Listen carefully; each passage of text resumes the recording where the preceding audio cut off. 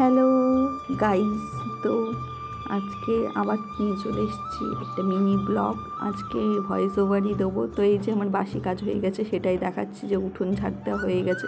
মানে উঠোন ঝাড় দেওয়াটা সবথেকে হলো বড় কাজ আমার কাছে, আর কোনো কাজ অত লাগে না। তো যাই হোক, বাসি কাজ কমপ্লিট। এখন চান সারবো, চান ঠান করে মুখ টুক দিয়ে আর কি চান করবো। তারপরে এই যে পুজো দেওয়া কমপ্লিট হয়ে গেছে। আমি আজকে অত ডিটেলস ভিডিও করিনি, কারণ দেরি হয়ে যায়। সব কাজের আগে যে ক্যামেরা সেট করে যে কাজগুলো করা, এটা করতে গেলে দেরি হয়ে যায়, সেজন্য বাসি কাজগুলো আগে করে নিয়েছি। তারপরে এই যে সিঁদুর টিপ পরে নিয়েছি, এই যে একটু সেজে গুজে নিয়েছি চুলটা আঁচড়ে। তারপরে এই যে চায়ের কাছে চলে এসেছি, চা বানাবো এখন, দুধ চা বানাবো। মানে এটা হচ্ছে আমার এনার্জি ড্রিঙ্ক আর কি, এটা না খেলে হবে না।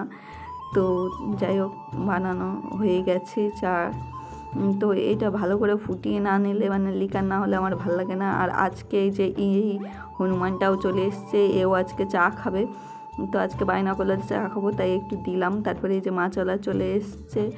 আজকে কোনো মাংস রাখবো না, কারণ আজকে মাছই রান্না করব। তো কি মাছ এনেছে, এই যে চিংড়ি এনেছে বড় বড়। তো এই চিংড়ি মাছটাই রান্না করা হবে। আমার চিংড়ি মাছটাই নিলাম, যেটুকু ছিল সবটুকুই নিয়েছি।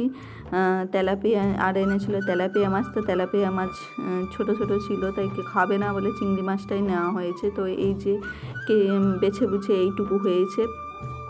তো তারপরে এই যে ভেজে নিচ্ছি। আর এর সাথে হচ্ছে গাঠি কচু দিয়ে চিংড়ি মাছ দিয়ে রান্না করব। আর হচ্ছে অফ সিজনের বাঁধাকপি এনেছে, সে বাঁধাকপিটা ভাজবো। তো গাঠি কচুর তরকারিটা খুবই ভালো খাই সবাই, তাই রান্না করা হচ্ছে। আর আজকে একটু রান্নার একটু তাড়াই রয়েছে, রান্না করা হয়ে গেছে যে আমার গাঠি কচুর তরকারি। আর এই যে বাঁধাকপি ভাজবো এখন, টমেটো আর আলু দিয়ে লঙ্কা দিয়ে ভাজবো। তো এখানে সেই ক্লিপগুলো আর অত নিইনি, পুরো ডিটেলস অত। এই যে রান্না হয়ে গেছে আমার গাঠি কচুর তরকারি, এই যে বাঁধাকপি ভাজা।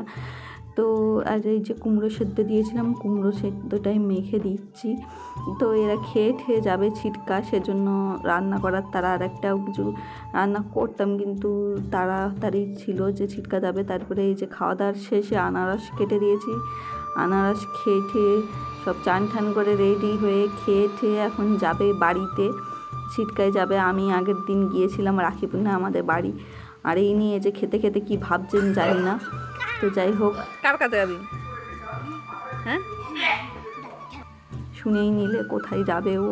ওর দাদা ঠাম্মিকে রাখি বাঁধতে দেবে, যে হাতে রাখি রয়েছে। আগের দিন দিদাবাড়ি থেকে রাখি নিয়ে এসছে, দোকান রয়েছে, দোকানের থেকে রাখি নিয়ে এসছে দাদা ঠাম্মিকে রাখি পরাবে বলে।